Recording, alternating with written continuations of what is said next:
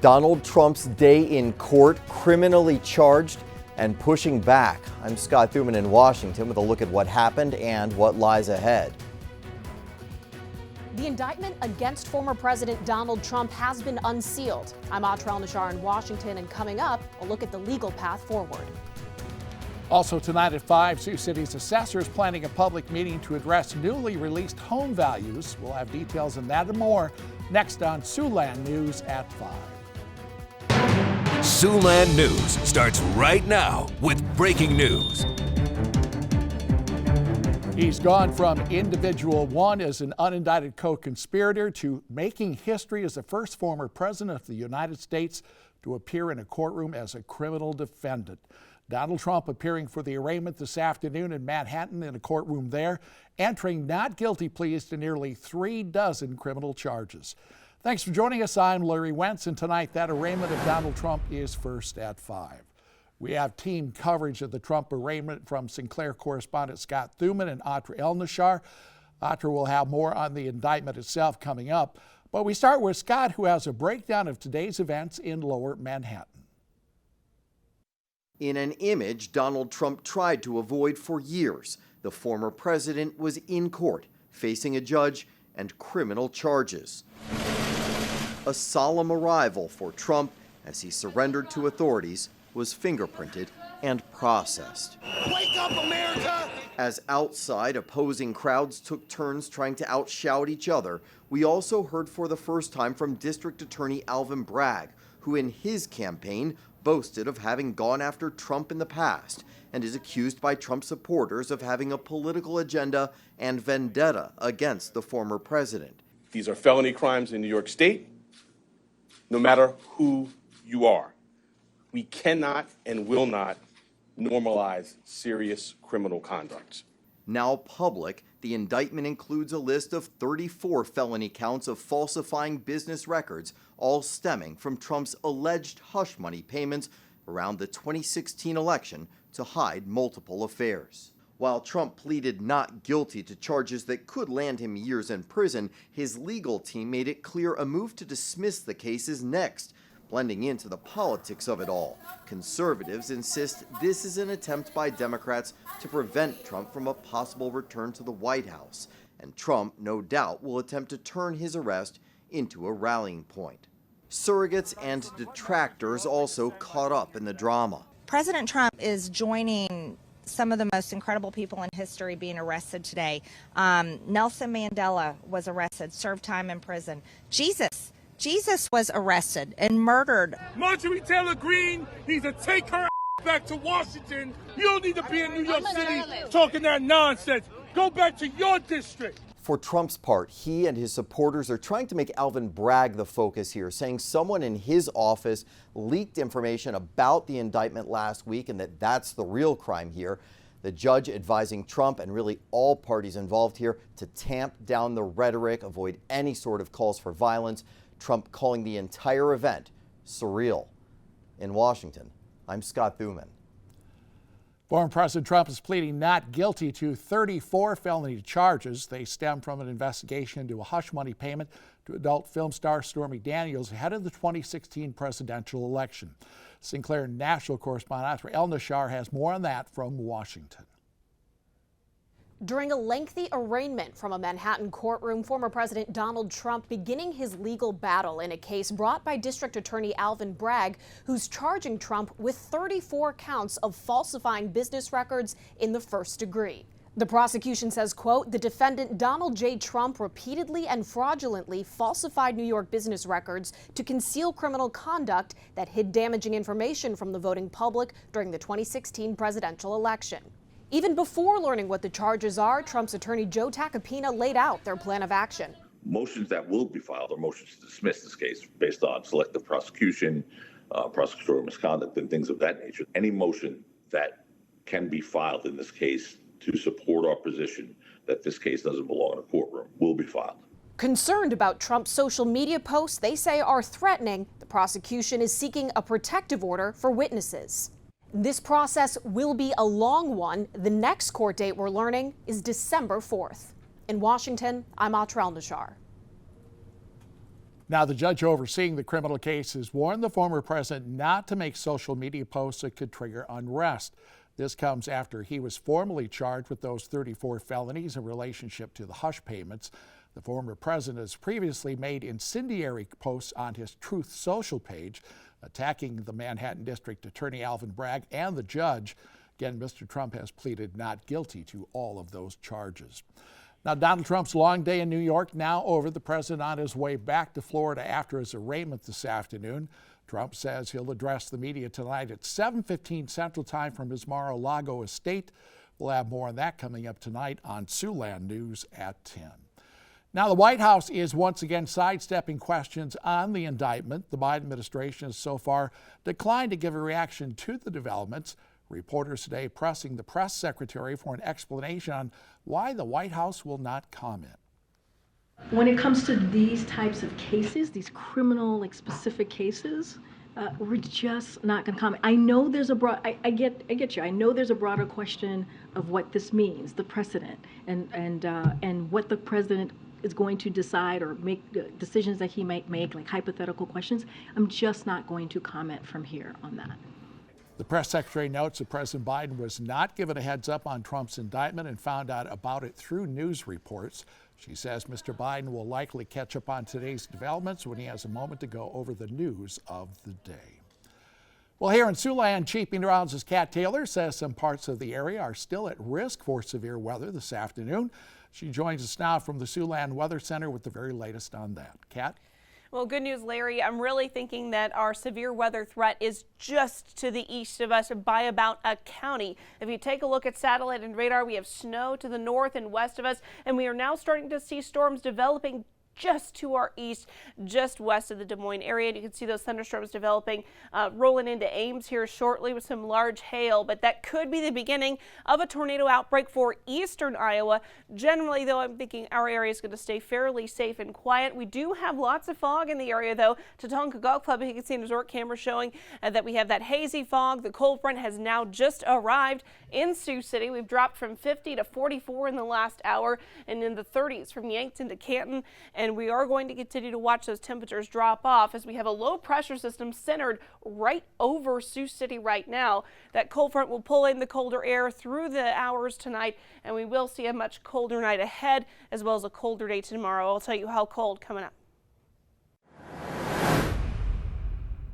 A Stanton County, Nebraska teen will spend at least 30 years in prison for a sexual assault last year. 17-year-old Gabriel Safdie of rural Lee, Nebraska, was convicted of first-degree sexual assault, false imprisonment, and terroristic threats after breaking into a woman's home, assaulting her with a fake gun, and tying her up with a cloth belt. He later stole her SUV and led police on a chase into Cumming County, where he was arrested and confessed to the sexual assault. He's been sentenced to between 34 and 46 years in prison. He'll also be required to register as a lifetime sex offender upon his release. A Sioux City teen will spend the next 3 years in a federal prison on gun charges. 19-year-old Jolande Hills received that sentence after pleading guilty in U.S. District Court to one count of being a felon in possession of a firearm. As part of that plea, he admitted to firing a gun into a car with a woman and 2 children. That happened back in September of 2021 while under the influence of illegal drugs, and to shooting a woman in the leg in April of 2022 in an apartment on Gibson Street. Now, after completing his 3-year prison sentence, Hills will have to complete 2 years of supervised release. A Spencer man is facing felony charges tonight after an arrest for violating probation turned into a struggle with officers. 32-year-old Daniel Douglas initially ran from police in Spencer. They tried to arrest him on a warrant for probation violations Monday morning. Spencer police say when officers caught up to him, he continued to resist arrest, leading to one officer trying to use a taser on Douglas, but he was able to take the weapon from the officer.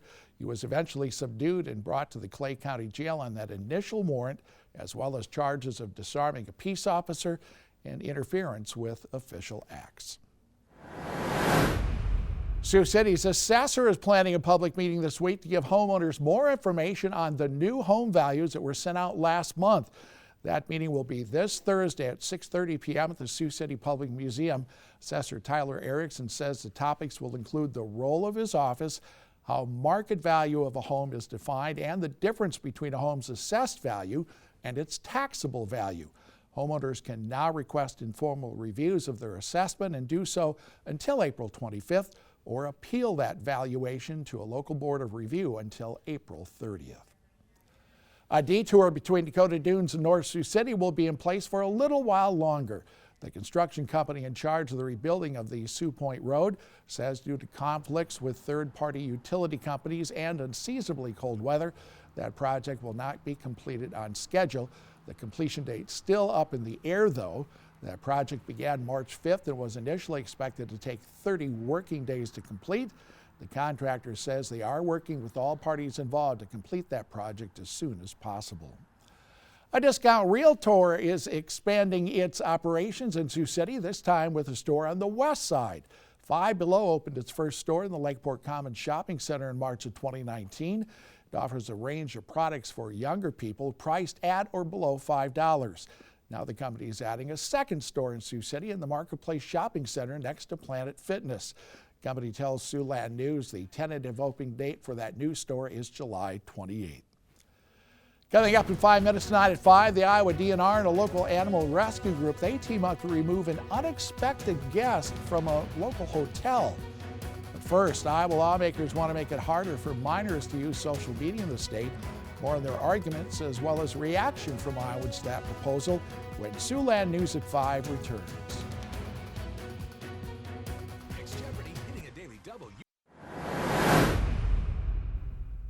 Iowa could become the second state to impose restrictions on the ability of minors to use social media if some State House Republicans get their way.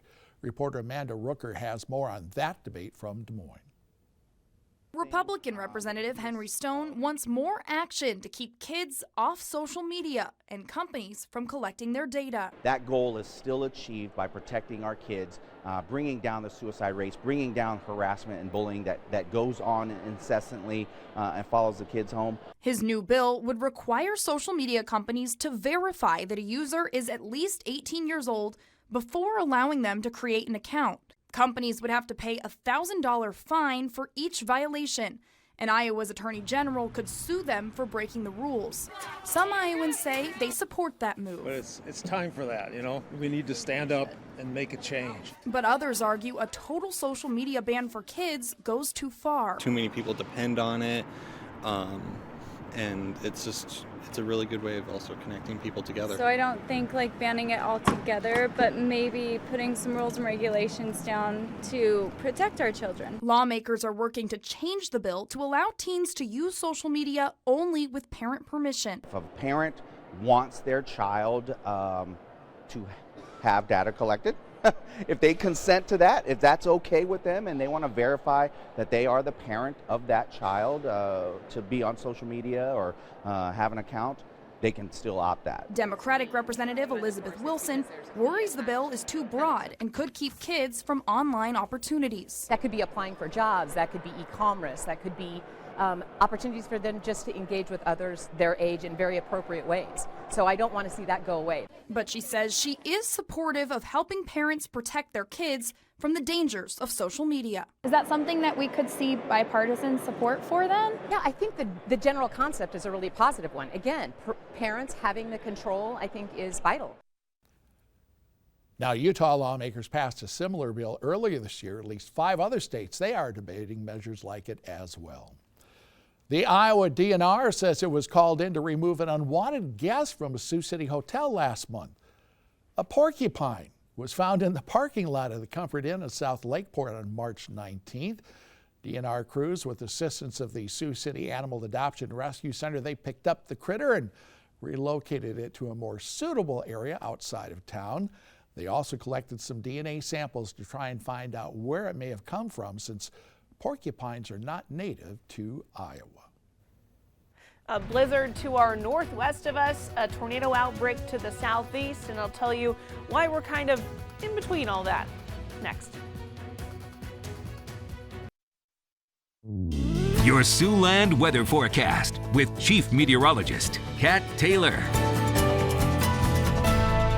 Chances of some stormy weather in parts of the Midwest? Yes, eastern Siouxland looks to be another tornado outbreak, kind of like what we saw last week. There's a blizzard to our north and west, but we're just kind of in the middle. And the big reason why is because a low pressure system is right over top of us. And with a mature low pressure system is what we call a dry slot. It's dry air that sneaks in from the desert southwest.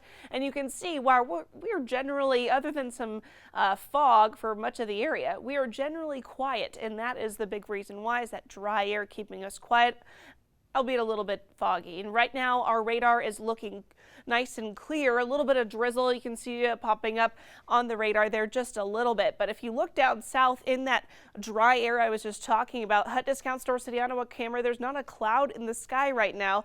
And visibility showing that we do have drizzle coming down, where we are reducing visibilities down to about 2 miles in Orange City, Sheldon, Spencer, Esterville. A little bit of fog here in Sioux City earlier, and things are starting to clear up a little bit. But the cold front is actually working its way through. You can really spot the cold front easily on this map. Anywhere that you see the 40s is pretty much where that cold front is passing through. So it's just moved through Sioux City. We're in the 60s in places like Carroll, Tecama at 58, but we're in 30s, near freezing already in Neely. So if wind gusts are starting to pick up, that's going to pick up quite a bit behind this cold front. But you can tell where the cold front has been through by a strong northwest wind, and that's going to be the case as we head through the night. Now, technically, there is a severe weather threat in our far eastern counties, but the thunderstorms that are ongoing have actually fired up just a little bit to the east. So for the most part, I think our threat is going down. There is a tornado watch far to the east, and that's not really our problem here in Siouxland. But if you are traveling to Des Moines, definitely want to be aware of that. Future radar showing that we have the drizzle continuing to come down in spots as we head through the night. Those thunderstorms could pop up between now and about 7 o'clock tonight in the Iowa Great Lakes area. So we are going to be watching just a little bit for some large hailers that could pop up as they work their way east. And then a little bit of light rain continuing through the area tonight with spotty wintry mix possible. Not really a whole lot is going to come of this. Otherwise, we start to see a cloudy day tomorrow and then clearing into the afternoon and evening. So for tonight, we're talking an overnight low 27. It's going to be cloudy and windy. Spotty flurries, wintry mixes possible. Wind gusts to 40 miles an hour as that cold front really kicks in. Tomorrow, a daytime high of 39. It's going to be the coldest day of the week. Stray flurries in the morning can't be ruled out, but they're also not very likely. And we will see clearing second half of the day. Wind gusts to 50 miles an hour. It's going to be really windy. Our next chance for rain, unfortunately, is on Easter Sunday, but right now it just looks like a few isolated showers as we remain in the mid-70s. But look at this extended forecast. Yes, that is not a typo. That is 82 degrees on Tuesday, so we are really seeing a big change in our weather pattern. And as of right now, folks, it looks like at least a week of above normal temperatures. There's a reason why that rabbit is hopping. Yeah. He's happy. All right, thanks, Kat.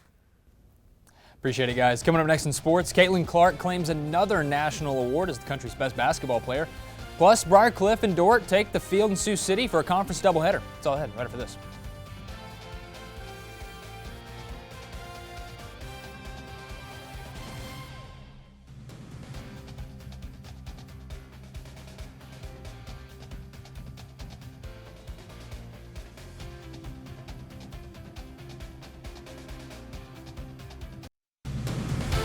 Siouxland Sports with Sports Director Alex Northcutt.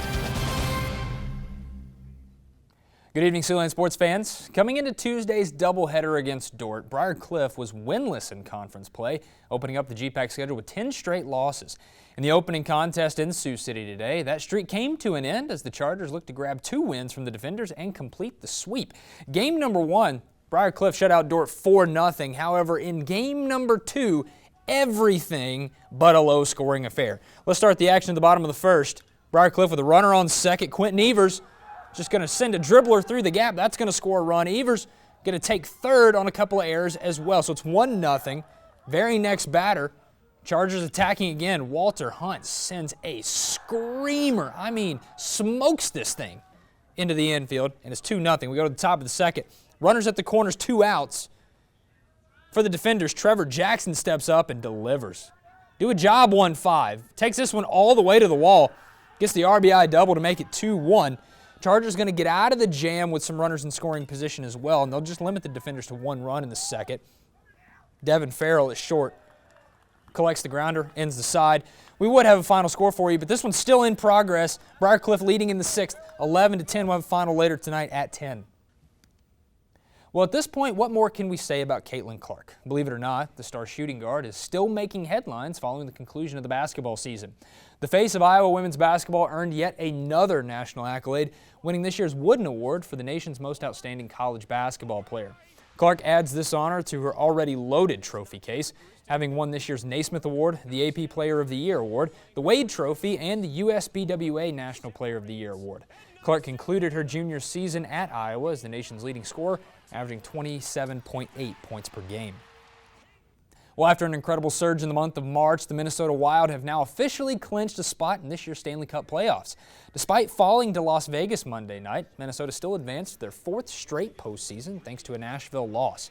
Making the playoffs for the 10th time in the last 11 seasons did come with a small price, however, as the Wild surrendered the lead in the Central Division standings, now tied with Dallas at 98 points. Minnesota has 5 more games left to try to reclaim their spot at the top, starting with a road trip to Pittsburgh Thursday night.